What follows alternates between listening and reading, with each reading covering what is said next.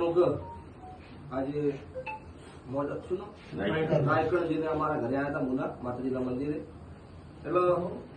જ્યારે ત્યારે આવ્યા ત્યારે એમને આપણે યમન ગતિ કરાવી બેહાડ્યા ખુરશી આલી અને એમને મને 2-3 સવાલ પૂછ્યા કે ભાઈ આ રીતની વાત આ બધું હોય એવી અમારી બે વચ્ચે ચર્ચા ચાલુ હતી બરોબર અને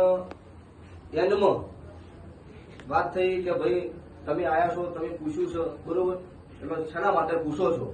એટલે એમને કીધું કે અમે તમારું આ બધું ચેક કરવા માટે આવ્યા છીએ બરોબર એટલે એમાંથી પબ્લિક વધારે હતી પબ્લિકના દ્વારા ઉભાળો થઈ ગયો બરોબર નહીં તમારા સપોર્ટર હતા જે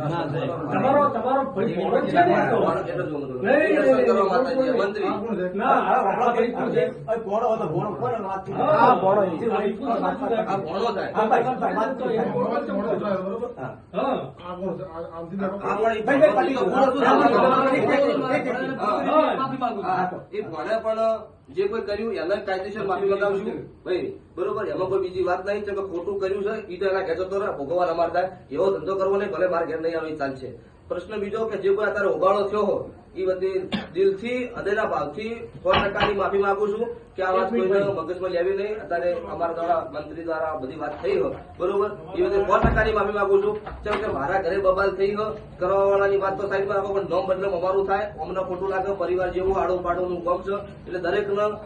આ માધ્યમથી જણાવવાનું કોઈને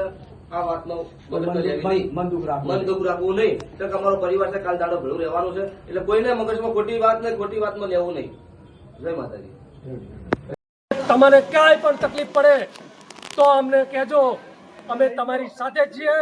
અને આવા પાખંડીઓ ક્યાંય પણ આવે તો તમે અમને કહેજો અમે હવે કફન બાંધીને ફરીએ છીએ કોઈ ચિંતા ના કરતા કે અને એની માફી માંગી છે અને માફીને લાયક તો નથી છતાં પણ માફી માંગી છે એટલે મોટું દિલ કરીને ઠાકોર સમાજ અને અમે બધા એને માફ કરીએ છીએ અને એનો એક માણસ 1 કે 2 માણસો જે બાકી છે એના વિડિયા નહીં આવે તો એ પણ કોઈ ગામમાં નીકળી ના શકે એવી રીતનું અમે કરશું એટલે આજે તમને સૌને પણ આહવાન કરીએ છીએ કે આવી અંધશ્રદ્ધામાં કોઈ ફસાતા નહીં આવા પાખંડીઓ સાથે કોઈ વ્યવહાર કરતા નહીં એટલે આજે આપણે આમ તો ગણીએ તો આખા આ અંધશ્રદ્ધાનો પર્દાફાશ કરવાનો છે આપણા સમાજમાંથી અંધશ્રદ્ધા કાઢવાની છે અને એના મુહિમના ભાગરૂપી હતા